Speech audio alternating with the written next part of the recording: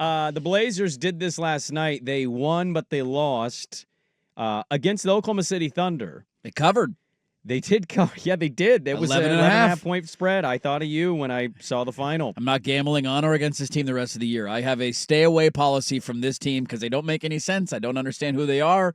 They're playing better basketball, but they also lost 2 games this year by like 30-plus points. I'm not touching the Blazers the rest of the year. Let me tempt everybody by saying I've been making a decent amount of money so far this year on the Tamani Kamara points, assists, rebounds combinations. They've been putting them up on most books at like 14 or 16 for right around even money or like minus like a 110. combined? Yes, the 14, combination. He had 14 points last night. Exactly. Now, he's not hitting it every time, but he's hitting it pretty high clip 80% of the time. Okay. There is some AI deep fake stuff you could find on yesterday's show where it sounds like I'm telling you that I would take the Blazers. That's all incredibly fake and not real at all. I listened to you the week before when I was in, and I lost a significant amount of cash. Dude, those as well. back-to-back games against Minnesota, like they wrecked all of us. That was a bad blame week. Yourself. Call 1-800 Gambler. Don't blame me. It was a bad week, Stop man. it. I needed a No, but last night was interesting. Shea didn't have his best game, and he still had 21 points. He was 50% from 3. Tumani was stuffing Hartenstein at the rim and then, grabbing the ball offhand, putting it back while being yanked down, getting an and one. Jeremy was the stable vet here. Donovan wasn't even, extraordinary, but he anchors the paint down. He had 2 blocks, and he had almost a double-double in this one. In 21 minutes. Denny was fine. Denny had what you would probably say was a good game. He had 10 and 6 or 13 and 6. I love Rob Williams. And I'll tell you this, it's not even a points and output thing, right? We just rattle off some stats there. It's how it looks, and it's the feel. And I put this on Blue Sky. I had a lineup on the court last night, 6'5.5", Shaden Sharp, 6'9", Denny Avdia, 6'7", 6'8", Jeremy Grant, depending on the website, 7'2", Donovan Clingan, and 6'8", Tumani Kamara. Never had that one time in my life in the Damian Lillard, CJ McCollum era. No. It just felt great, and I thought you could see a lot of FU in this team against an Oklahoma City team that not too long ago was kind of the scrappy, young athletic, team. in-your-face bunch. Yeah, I have zero complaints out of last night other than Scoot getting banged up and leaving the game. What was it, a quad contusion, I think they said? So he was on the bench in uniforms. Doesn't he didn't seem like it'd be disappear. serious. Yeah. Chauncey didn't say anything in the postgame, so he may miss a game or 2 against the Rockets, but we'll wait and see. We'll wait and see on that. That was the only negative and the only bummer out of the game last night. They went on the road against one of the better teams in the NBA. They played hard. They were competitive. It was back and forth throughout. Mm-hmm. Even out of the gate, you're like, oh my God, are they going to do this again? They had like a double-digit lead in the first quarter right out of the gate. And then late in the second half, when you're like, all right, how's this thing going to go? All of a sudden you look up and you're like, man, it's tied 85-85. Portland takes the lead. They played hard, they were competitive, and they lost the game. You cannot ask for anything more than that as a Blazer fan right now.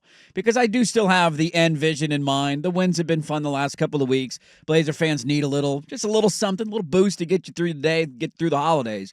But at the end of the day, it is most important to lose as many games as humanly possible this year to protect that draft status in order to add another piece to this mix where you can take the next step as an organization. So you give me a game like last night where it's close, competitive, entertaining, they play hard, and they lose, and they cover, for those of you who want to gamble on them. It's a win-win-win-win-win. The story to me last night, Shaden didn't quite have the night he did last week. But his off night is 21 points. His off night is 21 points, and that is he only took 16 shots, too. I'd like to see more from him a little bit in those moments. To me, the story of the game last night was Kamara. Yeah. He's a bulldog. God, dude, he is so fun to watch. A bulldog, but also plays like a bulldog. I mean, talk about things that we didn't have in the Damian Lillard era that we could have had. How about a 6'8" guy that's an elite perimeter defender that can also guard bigs if you need to, that's going to grab 9 rebounds. He's not the best shooter in the world, What's but his percentage? I want to see his 3-point percentage. percentage. I'm curious what it is on the year because I feel like he's shooting a decent clip. He was 2 of 7 last night. He had 14 points, 9 boards, 2 assists, a block. He did everything last night. What's your guess on his 3-point percentage? Because he's a 4-inch taller version of Wes Matthews. I will say 37%. I'll go 34. 41.5. 41.5 on the year. Now he's attempting. He's only attempting couple of 3 or 4 per game. Yeah, he could probably up the attempts per game, and that may take the percentage down. Yeah, he's not going to take those away though from Shaden and Scoot. 30. He's 3.5. 3.5 he's averaging game? 3.5 attempts per game. Totally fine. They're going to leave him open occasionally. It's a byproduct of the ball moving around on offense. You're going to get a look. He had a possession late, and Lamar Hurd highlighted it, but There was a moment that SGA kind of, basically isolated him one-on-one. Oh, my God, I love it. SGA ended up scoring the bucket, but you just watch the replay defensively as they're going through it, and it's like, dude, he's never has a chance to get by him. He's in front of him the entire time. He's physical with him, but he's not fouling. Gets a hand up at the end. Like, sometimes you're just going to get beat, and SGA's one of the best scorers in the NBA, and it's going to happen. But I was salivating watching that defense. Feels like we haven't had that in a long time. I don't know if Chauncey has much of a choice in the situation, and we need to go to Josh Dover in Denver. I've always given Chauncey credit for this. I'm not the biggest Chauncey Billups fan. I've given him credit on he will just try any lineup. Terry would not play young guys. Now, you could certainly argue that it was the moment, playoff stuff, can't gamble losing games with young guys versus expectations are Chauncey a little different, being in kind of tank forever stuff. I loved seeing a lot of these combos. I'm not going to beat the dead horse. It is abundantly evident, I think, to everybody with a pulse, they need to trade Ayton and Ant. This group plays hard. They play kind of together. They're a bunch of a-holes. That's kind of what I also love about the group. They're a bunch of a-holes. They do not care, and I don't know if they'll ever be what the Thunder currently are, but watching that game specifically, I watched the Thunder the year before they ascended. They looked a little bit like this. They were disruptive. They were lengthy, athletic. Now, we don't have an SGA. You're hoping that Shea becomes that. Yeah. But they are kind of a similar thing, and I thought you saw a lot of possession. You highlighted one where SGA scored. I highlight 3 others where he didn't. Yeah. And so, that's what I've enjoyed kind of watching. Very quickly, betonline.ag, a site that Ken Barkley told us to not care about, but we get emails on. Their adjusted wins over-unders have changed. What are we up to now? It was at 21.5 at the start of the year. We all took the under, I think. It's now at 23.5, and I'll tell you, if there are no injuries and no forced sittings of this core, I think they could win like 28. I mean, the 4 sittings will happen. They'll do the 4 sittings at the end of the year. And maybe you sit Jeremy. Yeah. But, you cannot sit the young guys. You have to play them. Do you? I'm sorry. I will push back a little bit. Okay. And also the track record right now. What pick was Shaden in the draft? 7th overall. What pick was Donovan? 7th overall. What pick was Scoot? 3rd overall. What picks have been better?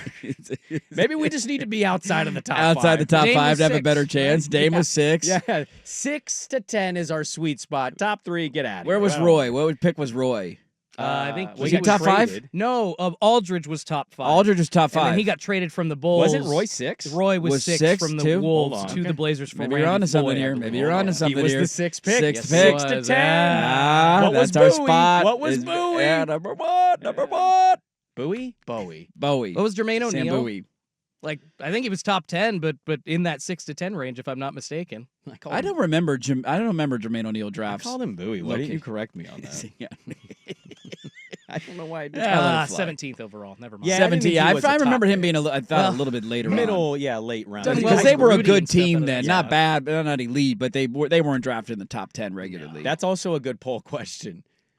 Is it better for the Blazers just be in the 6 to 10 draft positioning, given what we've seen basically in their entire existence? Yeah, I saw our buddy Sean Hyken too had a piece yesterday on saying, is Robert Williams too valuable to trade? And I just can we not do that? Well, I mean, look, if you get a good offer, you take it. But I've also said, if that doesn't exist, if he's healthy, I'd love to have that dude on this team. I mean, sure, but how can the Blazers compete for a championship with him on this team and can't not stay healthy? Else? He's nearing the back end of his career. How does that make any sense in the The reason he's a question mark. Nobody wants you pissing in the Cheerios.